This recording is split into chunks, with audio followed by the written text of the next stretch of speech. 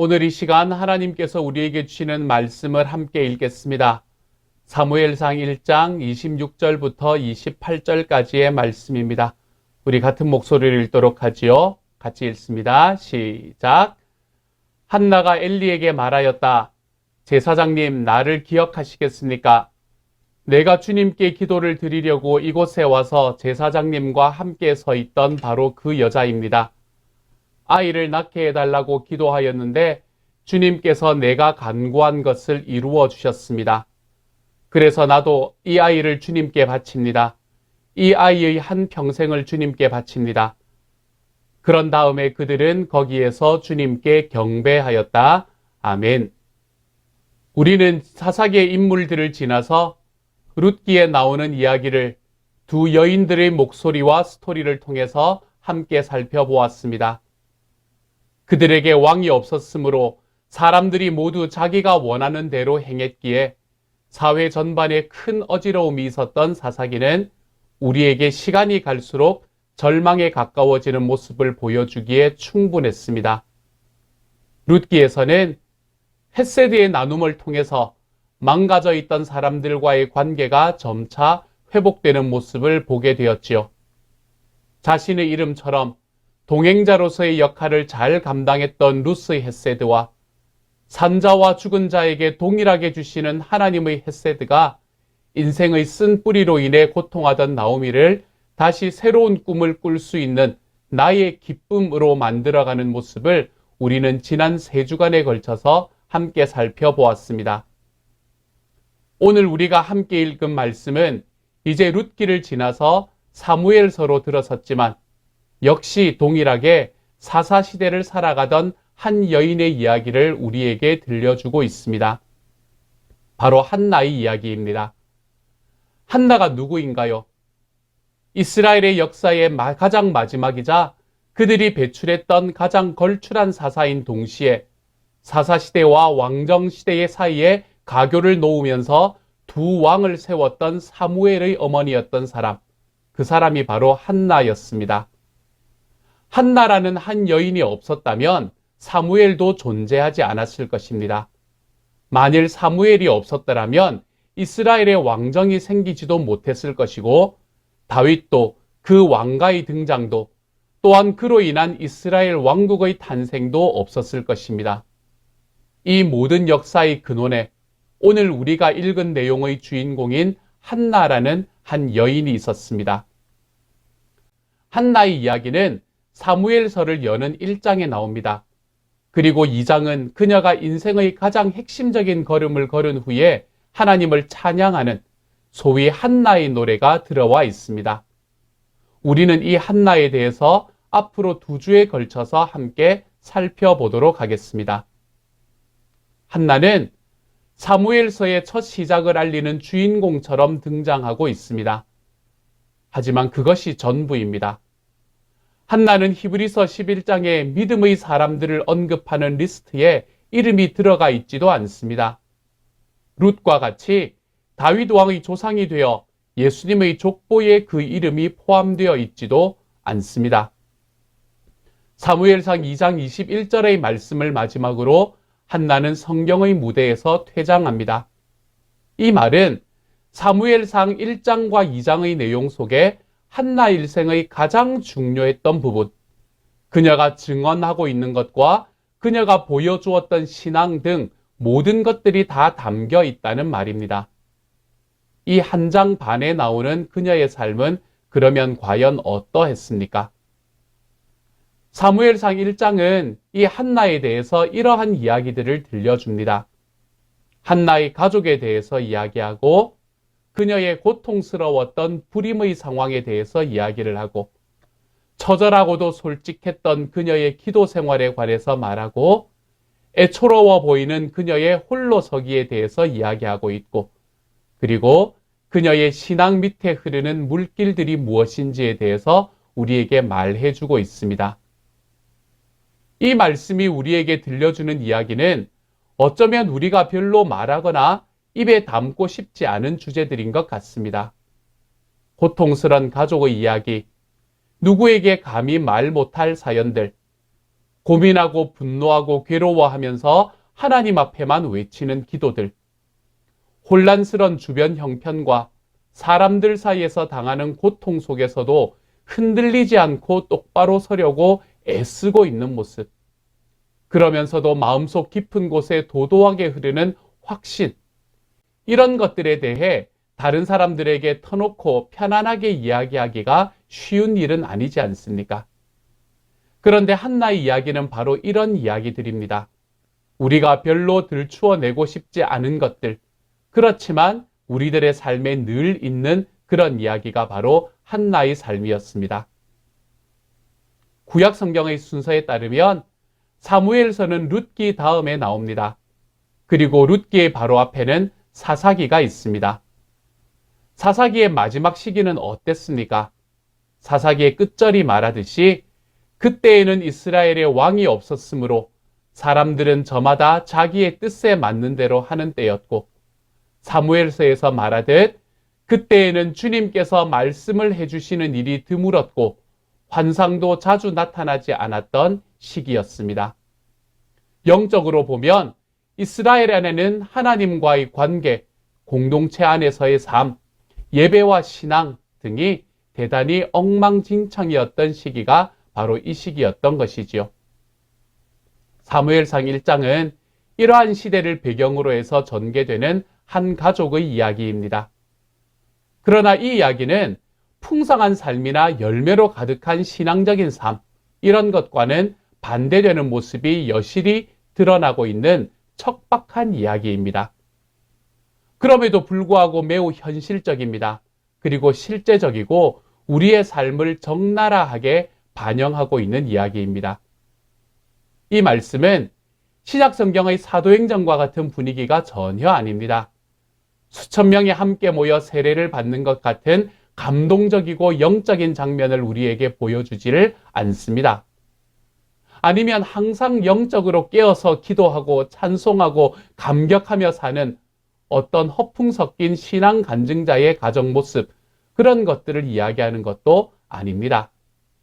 한나는 많은 사람들이 하나님을 자기의 왕으로 모시기를 싫어하였기에 각자 자기 눈에 보이는 대로 자기 뜻에 좋을 대로 말하고 행동하였던 그런 시기에, 그런 장소에, 그런 문화 속에 살았으며, 그런 시대에서, 그런 장소에서, 그런 문화에서 갈등하고 고통하며 기도하며 살았던 한 여인이었습니다. 어떻습니까? 이 한나의 시대가 여러분에게 낯설게 여겨지시나요? 저는 전혀 생소하지 않습니다. 왜냐하면 한나가 경험했던 그 사회의 모습이 지금 우리가 경험하고 살아가는 사회와 너무나 흡사하기 때문입니다. 먼저 한나의 이야기는 에브라임 산간 지방에 살고 있던 그녀의 남편 엘가나로부터 시작합니다. 사사기를 지나서 여기까지 온 사람들로서 에브라임 지파라고 하면 무엇이 떠오르시나요? 그들은 기드온과 입다가 이스라엘의 사사로 있을 때 그들을 도와 전쟁에 나가지는 않고 전쟁 후에 자기의 교만함을 내세워 그들과 맞선 지파였습니다.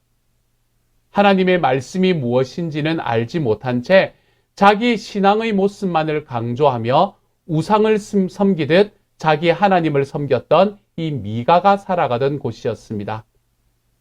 종교적인 지도자의 모습으로 살아가야 했으나 나는 거기에서 예외다라고 말하며 하나님의 말씀을 따르지 않고 자기의 아내에게 몹쓸 짓을 하여 이스라엘 안에서 내전의 원인이 되었던 한 레위 사람이 살았던 곳이었습니다. 엘가나는 바로 그곳 에브라임 산간 지방에 살고 있던 사람이었습니다. 누가 하나님과 같은가 라는 뜻의 미가라는 이름을 가졌던 사람처럼 엘가나의 이름의 의미도 선하기 그지가 없었습니다. 엘가나라는 이름은 하나님이 창조하셨다 혹은 하나님이 소유하신다 라는 의미입니다. 이런 이름이 나타나기는 했지만 사사기를 지나온 우리에게는 큰 울림을 전해주지 못합니다. 그토록 신앙적인 의미를 가지고 있던 미가의 삶이 얼마나 아름답지 못했는지를 우리는 이미 보았기 때문이지요. 이 엘가나에게는 두 명의 아내가 있었습니다. 그들의 이름은 한나와 브닌나였습니다. 성경에서 한나라는 이름이 먼저 나온 것으로 보아서 그녀가 아마도 엘가나의 첫 아내였던 것 같습니다. 그런데 이 가족에게는 문제가 있었습니다. 이 둘째 아내였던 브닌나에게는 자녀가 있었는데 첫 아내였던 한나에게는 자녀가 없다는 것이었습니다. 구약 성경의 구약 시대에 자녀를 낳지 못하는 여인은 가족과 사회 안에서 아무런 보호를 받을 수가 없었습니다. 그런데 엘가나는 매우 친절했던 사람이었던 것 같습니다. 매년 하나님께 제사를 드린 후에 엘가나는 아내 브닌나와 그녀가 낳은 모든 아들, 딸들에게 한 몫씩 재물을 나누어 주었습니다. 그러나 한나에게는 두 몫을 주었습니다. 왜 그랬을까요? 5절은 이 엘가나가 한나에게 두 몫을 준 이유에 대해서 이렇게 설명하고 있습니다. 함께 한번 읽어봅시다. 시작. 비록 주님께서 한나의 태를 닫아 놓으셨지만 엘가나는 한나를 사랑하였다. 아멘. 엘가나는 한나의 마음이 불임으로 인해 깊은 상처를 입고 있었다는 것을 알았기 때문에 그 마음을 위로해 줄 요량으로 그랬던 것 같습니다. 아니면 그가 그녀를 브닌나보다 더 사랑했기 때문일 수도 있습니다. 어떤 이유에서건 엘가나의 행위를 보면 그는 한나를 사랑하려고 무척이나 애쓴 착하고 친절한 남편이었던 것 같습니다. 또한 문제를 해결하는 데 있어서 잘못되었거나 마음에 들지 않는 것을 고치려는 방향보다는 약한 사람을 향한 자기의 마음을 더 크게 표현함으로 그 상황을 헤쳐나가는 사람의 모습을 지니고 있었던 것 같습니다. 그런데 좋은 의도로 한 일이 늘 좋은 결과를 가지고 오지는 않습니다. 그가 한나에게 두 몫을 준 일은 결국 아주 이상하고도 어정쩡한 결과를 불러일으키게 됩니다. 브닌나는 이 일을 통해서 자기의 남편이 아들이 있는 자기보다 자녀가 없는 상대를 더 사랑한다는 것을 알게 되었습니다. 그리고 난 후에 한나와 브닌나 사이에서는 팽팽한 갈등과 긴장의 사건들이 벌어집니다. 말씀은 그것을 이렇게 요약합니다. 함께 읽어봅시다. 시작. 그의 적수인 브닌나는 한나를 괴롭히고 업신여겼다. 성경은 브닌나를 가리켜 한나의 적수라고 부릅니다. 자녀를 낳지 못하는 본처와 또한 후처로 들어온 여자 사이의 문제는 이미 아브라함 시대에 그의 아내였던 사라와 그의 첩 하갈 사이에 일어난 갈등을 통해서 우리에게 잘 보여졌습니다. 브닌나는 한나의 속을 쑤셔댔을 것입니다. 아마도 스쳐가는 말처럼 한나의 깊은 상처에 소금을 넌지시 뿌리기도 했을 것입니다. 그래서 한나로 하여금 비참함 속에서 굴욕과 수모를 느끼게 만들었을 것입니다. 이러한 일들이 반복적으로 일어났습니다. 이런 일들이 매년 지속되면서 한나의 마음은 찢어졌습니다. 이런 상황 속에서 한나는 어떤 행동을 취할 수 있었을까요? 우리는 주변에서 이처럼 우리의 마음을 찌르고 괴롭히고 업신여기는 사람이 있을 때 어떻게들 하십니까? 한나는 괴로운 마음으로 주님께 나아가 울면서 기도하는 방법을 선택합니다. 아들을 주시면 그 아이의 한평생을 나실인으로 주님께 바치겠다고 서원하면서 말입니다. 자, 이제 이러한 상황 속에서 당시의 제사장이던 엘리라는 사람이 나타납니다. 그는 백성 전체를 이끄는 지도자로서 낙제점이었던 사람이었습니다.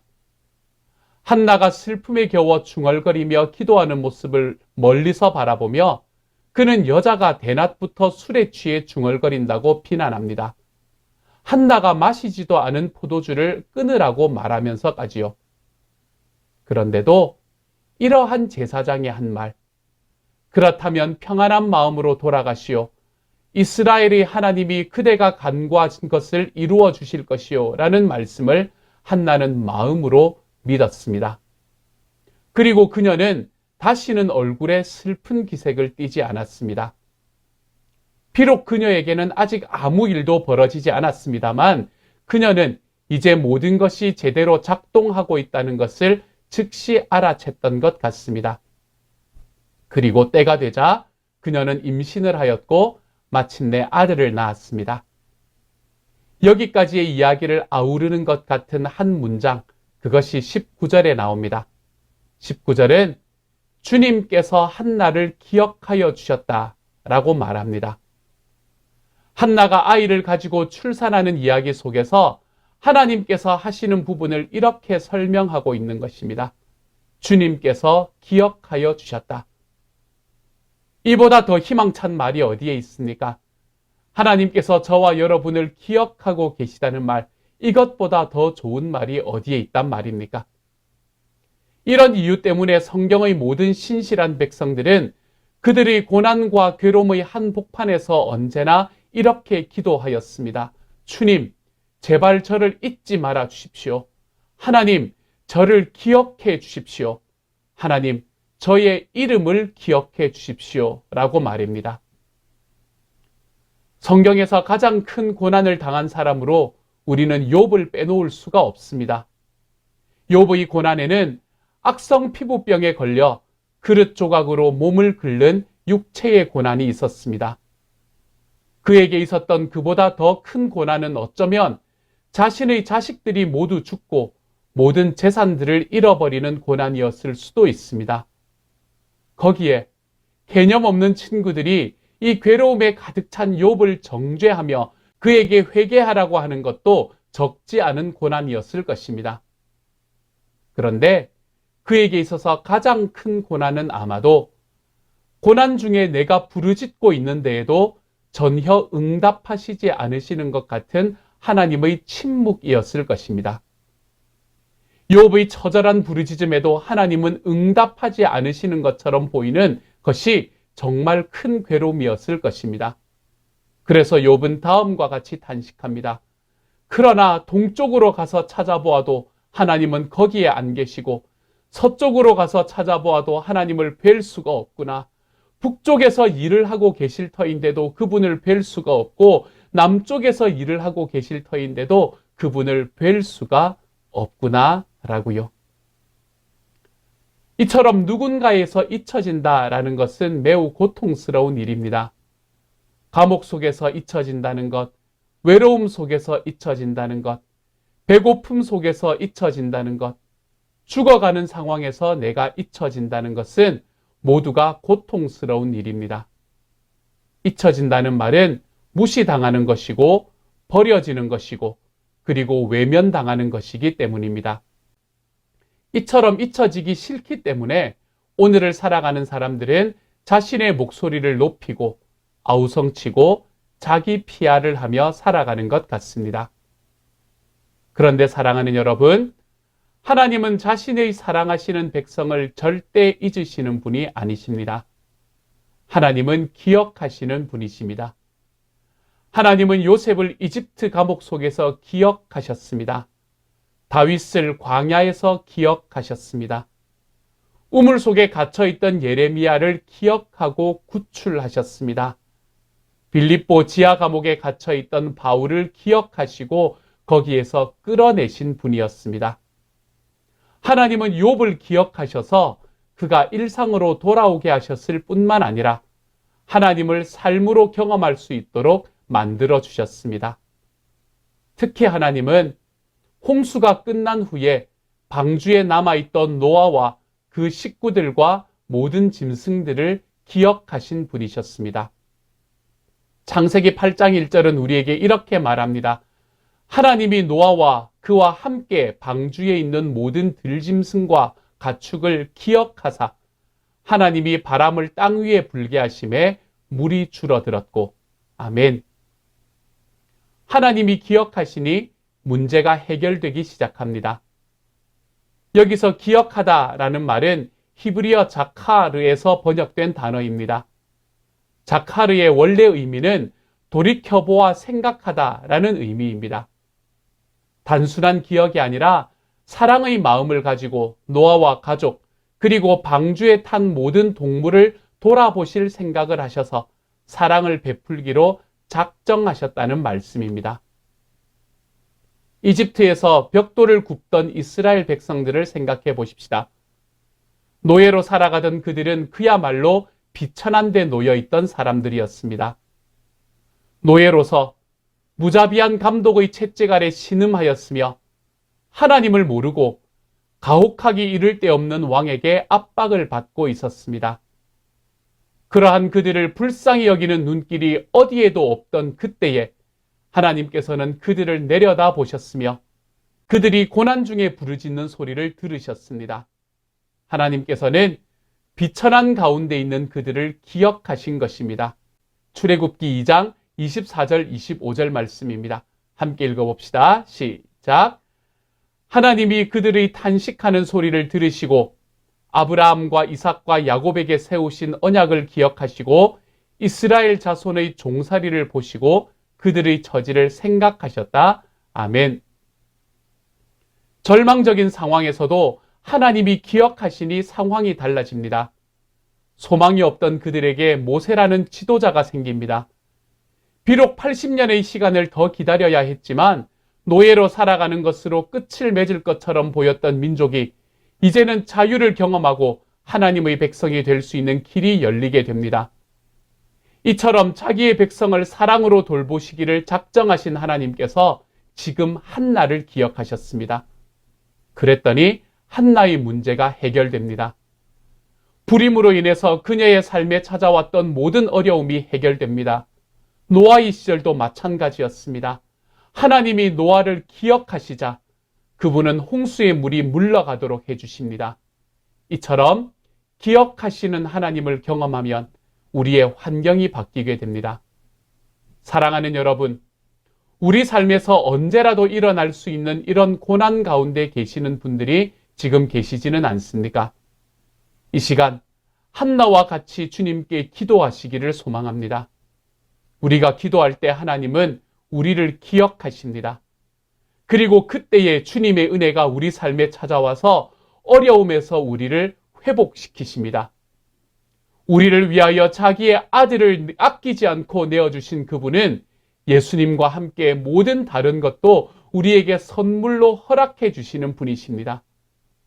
그러므로 어떠한 곤경 속에서도 주님의 기억하심을 간구하며 살아갈 때 우리는 주님이 내 삶 속에서 일하실 수 있도록 만들어 드릴 수 있게 됩니다. 그리고 그럴 때에 우리 삶의 고난 속에서 우리가 자유케 될 수 있습니다. 주님의 말씀을 들으십시오. 내가 너와 함께 있으니 두려워하지 말아라. 내가 너희 하나님이니 떨지 말아라. 내가 너를 강하게 하겠다. 내가 너를 도와주고 내 승리의 오른팔로 너를 붙들어 주겠다. 어머니가 어찌 제 젖먹이를 잊겠으며 제 태에서 낳은 아들을 어찌 긍휼히 여기지 않겠느냐. 비록 어머니가 자식을 잊는다 하여도 나는 절대로 너를 잊지 않겠다. 보아라 예루살렘아, 내가 내 이름을 내 손바닥에 새겼고 내 성벽을 늘 지켜보고 있다. 아멘. 하나님이 기억하시는 일은 새로운 창조의 출발점이 됩니다. 우리 삶의 어떤 상황 가운데서도 주님은 신실하게 우리를 기억하십니다. 답답하고도 힘든 코로나19의 기간을 지나가고 있는 이때에도 지금 저와 여러분의 삶에 펼쳐지는 아픔과 고난의 시간 속에서도 주님은 노아를 기억하셨듯 한나를 기억하셨듯 저와 여러분을 기억하고 계십니다. 그러므로 절망하지 마십시다.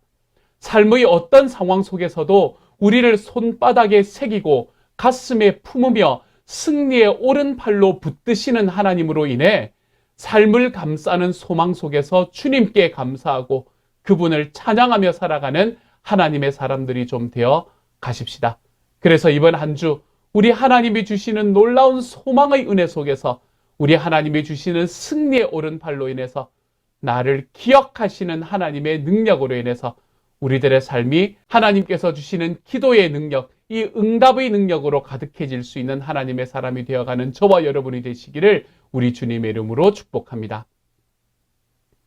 자, 이제 1장의 마지막 부분으로 함께 가보십시다. 한나는 아들을 낳은 후에 몇 년간 매년 가족이 함께 예배하기 위해 올라가는 여행을 따라가지 않았습니다. 그리고는 사무엘이 젖을 뗐을 때에 이제 막 걷기 시작할 때 그녀는 사무엘과 함께 올라가서 엘리 제사장이 있던 성소에 아들을 놓고 돌아갑니다. 이렇게 말하면서요. 27절부터 28절의 말씀입니다. 함께 읽어보십시다. 시작. 아이를 낳게 해달라고 기도하였는데 주님께서 내가 간구한 것을 이루어 주셨습니다. 그래서 나도 이 아이를 주님께 바칩니다. 이 아이의 한평생을 주님께 바칩니다. 그런 다음에 그들은 거기에서 주님께 경배하였다. 아멘. 여기에서 한나는 자기가 그처럼 간절하게 기도해서 받게 된 아들을 주님께 드립니다. 이제 서너 살밖에 되지 않은 사무엘을 하나님의 전에 두고 자기 혼자 내려오는 것입니다. 그런데 사무엘상 1장을 여러 번 읽고 생각하면 할수록 한나의 이 행동이 갑작스럽거나 일시적인 충동에 따른 결정이 아니었음을 알게 됩니다. 한나는 충동적으로 사무엘을 그곳에 두고 온 것이 아닙니다. 한나는 겨우 성경의 한 장과 반장 정도를 차지하고 있지만 그 가족이 매년 실로에 예배하러 가고 주님께 희생 제물을 바쳤다는 것을 우리에게 들려줍니다. 지속적이고 꾸준한 예배 생활과 기도 생활이 그녀 인생의 핵심이었다는 말이지요. 그뿐입니까? 바위처럼 단단해진 그녀의 갈등과 괴로움의 밑바탕을 하나님께 내어 보이던 수많은 날들, 수많은 밤을 지새우며 까맣게 타버린 그녀의 간절했던 기도들, 서원들, 이런 것들은 제사장의 사역이나 전통 같은 것을 통해서 오는 것이 아니었습니다. 오히려 하나님 앞에 내려놓은 깨어진 마음과 상한 심령과 눈물들을 통해서 그녀에게 찾아오는 것이었습니다. 그녀는 이처럼 하나님을 종교로 믿는 것이 아니라 신앙으로 삶을 살아내고 있었던 것이지요. 임신하지 못해서 괴로워하던 어느 날, 아기를 가졌다는 기쁜 소식을 접하던 그 아침, 아주 이른 아침에 하나님께 나아가 예배하려고 서둘렀을 한나의 모습을 떠올려 보십시오. 그리고 아이가 태어난 후에 엘가나에게 연례 제사를 지내러 올라갈 때 아이가 걸을만 하면 바로 아이를 하나님 앞에 데리고 가겠다고 약속하던 한나를 기억해 보십시오. 그리고 그 아이가 아직도 어린데 이 아이를 실로로 데리고 가서 필요한 제사를 드리고 하나님과 모든 사람에게 제사장님, 내가 주님께 기도를 드리러 와서 이곳에 당신과 함께 서 있던 그 여자입니다. 아이를 위해서 기도했더니 주님께서 제 기도를 들어주셔서 이제 당신 앞에 이렇게 서 있게 되었습니다. 라고 고백하는 한나의 모습을 한번 그려보십시오. 당시 모든 사람들은 자기의 소견에 좋을 대로 행동하고 살았던 그 시대에 한나는 이렇게 신앙의 삶을 살아내고 있었습니다. 한나가 사무엘을 실로에 두고 온 행위는 결코 갑작스러운 결정이 아니었습니다. 거기에는 그녀의 삶, 그녀의 절망, 가족 안에서의 긴장과 괴로움, 그 안에서 그녀가 붙잡을 수밖에 없었던 신앙, 불임, 임신, 그녀가 예배하며 살아왔던 삶, 그녀의 남편과 아들, 이 모든 것이 하나님의 손 안에서 제 역할을 감당하였기에 비로소 가능한 일이었습니다. 좋았던 시절, 나빴던 시절, 가뭄과 풍년, 비와 눈, 통곡하던 밤과 즐거워 노래하던 아침, 분노하고 초췌하던 겨울과 남편 손에 이끌려 성전으로 올라가던 봄날, 이 모든 것이 하나도 빠짐없이 제 역할을 하고 있었기에 가능한 일이었습니다. 이 삶의 과정이 한나에게 늘 만족스럽거나 즐겁지는 않았습니다. 그렇지만 이 모든 것들이 다 하나님의 따뜻한 손 안에 있었던 것은 너무나 분명합니다. 그리고 이 모든 것의 정점을 찍듯이 그녀는 사무엘을 주님을 위해서 그곳 실로의 성소에 둔 것입니다. 하나님의 손에 맡겨버린 것입니다. 자기의 고난스러웠던 삶 전체에 종지부를 찍듯이 그녀의 슬픔과 괴로움과 야속한 감정과 후회, 원망과 기쁨 등 모두를 하나님의 손에 사무엘과 함께 맡겨버린 것입니다. 마치 나일강 위에 갓난아기 모세를 자그만 방주에 태워보내면서 그의 운명과 미래를 하나님의 손에 맡기던 모세의 어머니와 그의 누이처럼 말입니다. 사랑하는 여러분, 저와 여러분의 삶도 마찬가지입니다. 지금 우리에게 일어나는 모든 사건들은 결코 갑작스럽게 일어난 일이 아닙니다. 우리가 믿고 경험하고 의지로 살아내는 삶의 과정이 하나님의 기억을 거쳐 지금 그곳에서 꽃 피고 있는 것입니다. 그 모든 과정과 순간은 하나님의 손 안에 있습니다. 아이가 없었기 때문에 오랫동안 고통받았던 한나에게 가장 소중한 아들 사무엘, 지금 한나는 자기에게 가장 소중한 것이기 때문에 하나님의 손 안에 올려둡니다. 왜요? 거기가 가장 안전한 곳이라고 확신했기 때문입니다. 우리의 시대는 사사의 시대와 너무나 닮아 있습니다. 각 사람이 자기의 마음에 따라 자기의 눈에 보이는 대로 자기의 생각에 따라 옳다고 하는 것을 하기에 너무나 쉬운 시대를 살아가고 있습니다. 하지만 그런 때에도 저와 여러분은 자기의 가장 소중한 것을 주님의 손에 올려놓을 줄 아는 한나와 같은 사람이 될 수 있기를 소망합니다. 그때에 하나님의 계획은 그런 용기를 가진 저와 여러분의 삶에서 시작되어 우리들의 사회 전체로 번져가게 될 것입니다. 지금 내 눈에는 온전히 보이지 않지만 우리 삶에서 경험되는 모든 것들이 함께 제 역할을 하여 결국 내가 가장 소중히 여기는 것까지도 주님의 손 위에 드릴 때에 가장 안전하다는 것을 알 수 있는 곳까지 이르게 될 것입니다. 내 한계를 넘어 주님의 능력이 무엇인지를 경험하는 자리에까지 이르게 될 것입니다. 그러므로 사랑하는 여러분, 우리 삶에서 가장 소중한 것이라면 주님의 손에 좀 올려드립시다. 내 것이 아님을 고백하십시다.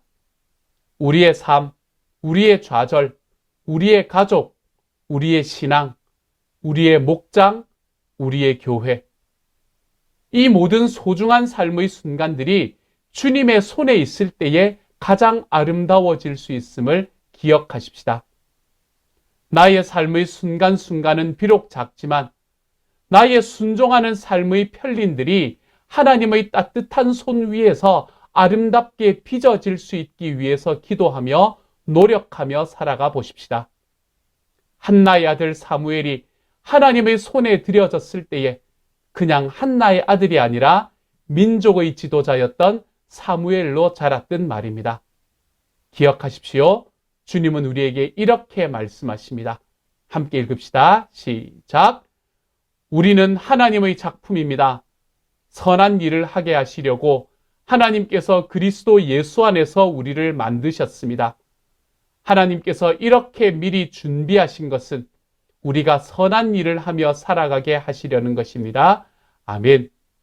우리 주님의 손에 온전히 맡겨졌기에 하나님의 작품으로 빚어지는 하나님의 사람들로 자라가시는 저와 여러분이 되시기를 우리 주님의 이름으로 축복합니다. 이 시간 우리 같이 한번 기도하며 나아갑니다. 같이 기도하겠습니다. 사랑하는 하나님, 저희에게 우리 주님께서 삶의 모든 과정 속에서 기억하여 주시니 감사합니다. 한나가 하나님 앞에 기도하며 나아갈 때 삶의 모든 과정에 있는 어려움을 놓고 주님 앞에 울며 기도하고 나아갈 때 주님께서 한나를 기억하여 주셔서 감사합니다. 한나를 기억하였더니 한나의 삶의 문제가 해결된 것처럼 주님께서 우리의 삶을 기억하여 주셔서 우리의 삶에 있는 문제들이 해결되어가는 하나님 앞에서의 경험을 할 수 있는 주님의 사람들이 될 수 있기를 소망합니다. 그리고 또한 주님께서 우리들의 삶에 하나님이 주시는 놀라운 은혜를 경험할 수 있게 하여 주시기를 소망합니다. 내 삶에 있는 모든 것들이 소중하기 때문에 내 주님의 손에 맡겨드릴 수 있는 하나님의 사람이 되어서 사무엘이 더 이상 한나의 아이가 아니라 민족의 지도자로 세워졌던 것처럼 내 삶에 더욱 소중함으로 내 주님께 맡겨드릴 수 있는 삶, 그래서 우리 주님의 능력이 우리들의 삶에서 경험되는 삶을 하나님 앞에 살아가 볼 수 있는 우리 모두가 되게 하여 주옵소서. 이번 한 주 주님의 기억 속에서 내 하나님의 따뜻한 손길 안에 나의 삶을 주님께 드리며 나의 소중한 것을 주님께 드리며 살아가는 하나님의 사람이 되어 주님의 능력을 우리들의 삶 속에 깊이 맛보는 하나님의 사람들이 되게 하여 주옵소서. 모든 말씀 우리 주님 예수님 이름으로 기도드립니다. 아멘. 이 시간에는 한 번 더 기도하고 축도함으로 오늘 예배를 마칩니다. 이제 평안한 마음으로 세상에 돌아가십시오. 선한 일에 용기를 가지시며 악을 악으로 갚지 마십시오. 항상 연약한 자를 도우시며 병든 자를 찾아보시며 곤란당하는 이웃을 위로하십시오. 모든 사람을 존경하시며 주님께 봉사하고 주님을 사랑하십시오. 모든 일을 믿음과 사랑으로 행하시며 어떤 일에도 소망을 포기하지 마십시오. 그리고 거룩하신 성령님께 순종하여 기쁨과 감사의 생활을 해나가십시오. 우리 하나님 아버지는 여러분을 항상 도와주실 것입니다. 아멘. 지금은 우리들의 삶에 들어오셔서 우리를 구원해 주시는 예수 그리스도의 은혜와 하나님의 놀라우신 사랑하심과 성령의 교통하시는 은혜가 이 시간 우리들의 삶에 하나님의 기억하심을 붙들고 하나님 앞에 간절한 기도로 우리들의 삶의 문제가 해결되어 나가는 과정으로 걸어가기를 다짐하고 그것을 소망하고 걸어가는 모든 하나님의 사람들과 또한 우리들의 삶에 우리 주님의 능력을 허락하여 주셔서 우리들의 삶에 하나님의 놀라운 능력을 체험하고 내가 내 주님의 손안에 들여드림으로 인해 내가 소중히 여기는 것을 넘어서서 하나님의 능력만큼을 그곳에서 받아 누릴 수 있는 삶을 소망하고 나아가는 모든 하나님의 사람들 한 사람 한 사람들에게 지금부터 영원토록 함께 계시기를 간절히 축원하옵나이다. 아멘.